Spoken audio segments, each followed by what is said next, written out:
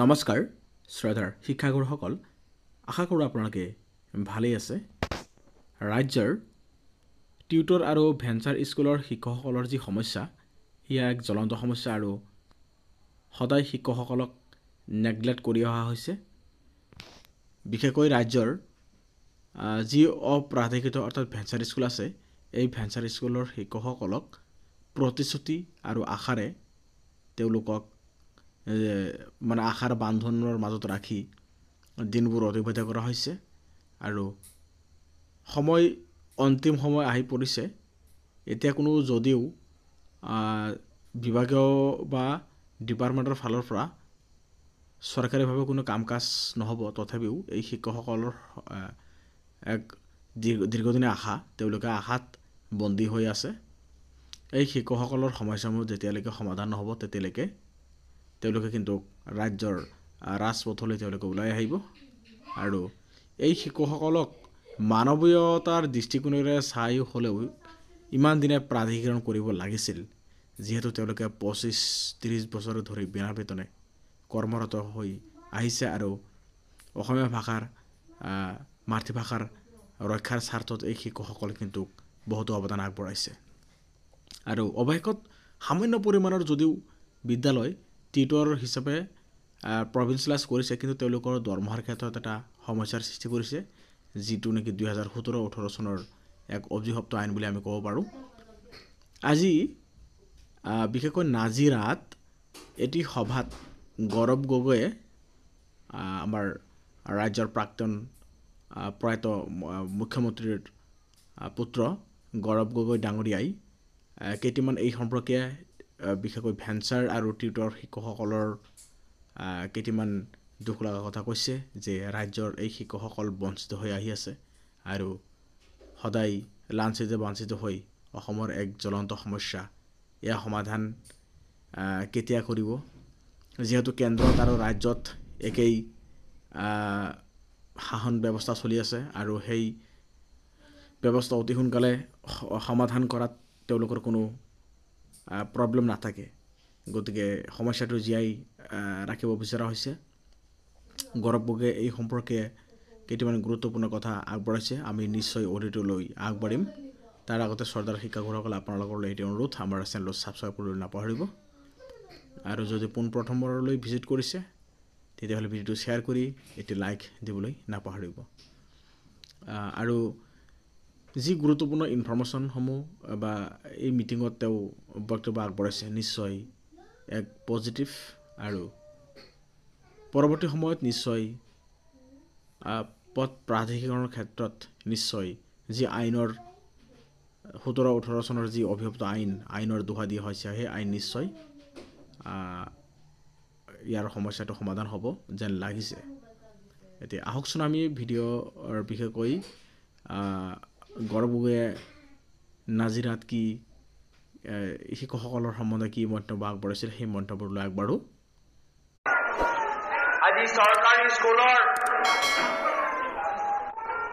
আজি শিক্ষকসকল আমাৰ ওচৰলৈ আহিছে কৈছে কংগ্ৰেছে মাত মাতা এটা কৈ চৰকাৰী স্কুল বন্ধ কৰা গৈছে চৰকাৰ বিজেপি চৰকাৰ আমাৰ কথা শুনা নাই মাত্ৰ আমালোকৰ বিশ্বাস কংগ্ৰেছৰ ওপৰত আছে আজি যিমানবোৰ ভেঞ্চাৰ স্কুল আছে সেই ভেঞ্চাৰ স্কুল আজি কংগ্ৰেছৰ ওপৰত বিশ্বাস কৰিছে যে কংগ্ৰেছে মাত মাতক কংগ্ৰেছ চৰকাৰ দিনত কিমান ভেঞ্চাৰ স্কুল প্ৰভিন্সিয়েলাইজ হ'ল কিন্তু আজিৰ তাৰিখত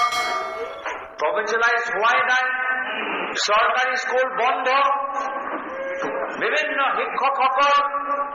আজি আত্মহত্যা কৰিবলৈ বাধ্য চাৰিওফালে এনেকুৱা এটা পৰিৱেশ এটা হাহাকাৰ পৰিৱেশ ৰাইজে মনত পেলাইছে যে 2001 চনৰ আগত যেতিয়া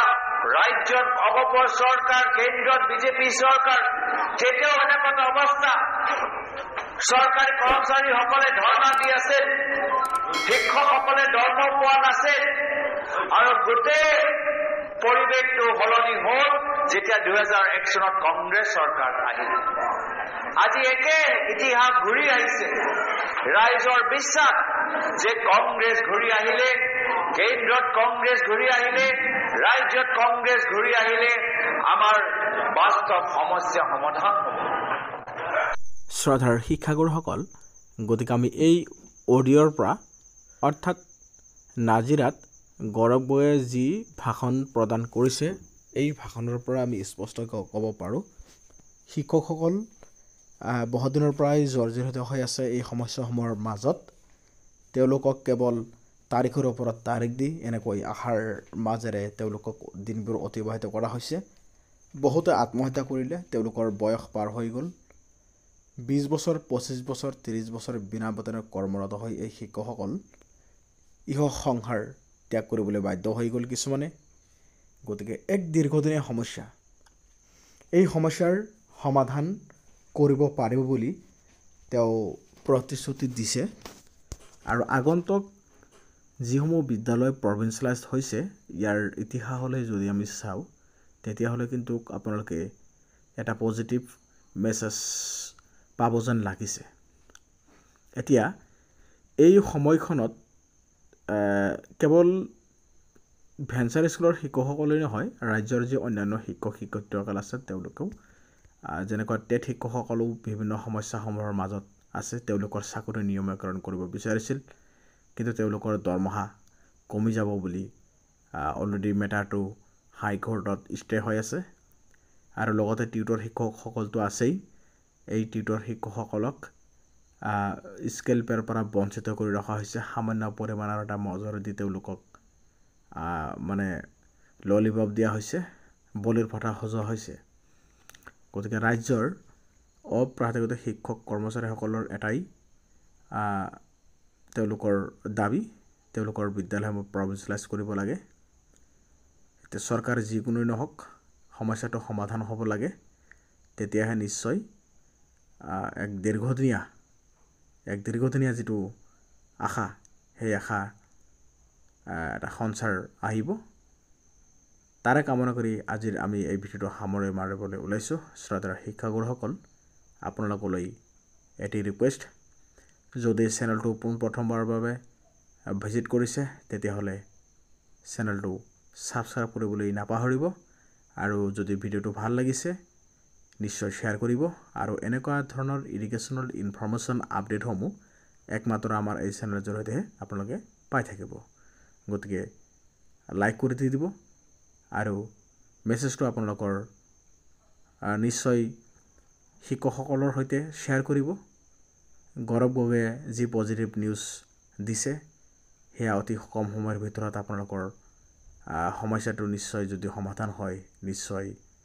এটা শুভ লক্ষণ আৰু বহুদিনীয়া এক ইতিহাসৰ সমাপ্ত পৰিব। এইখিনিকৈ সামৰণি মাৰিছোঁ। ধন্যবাদ।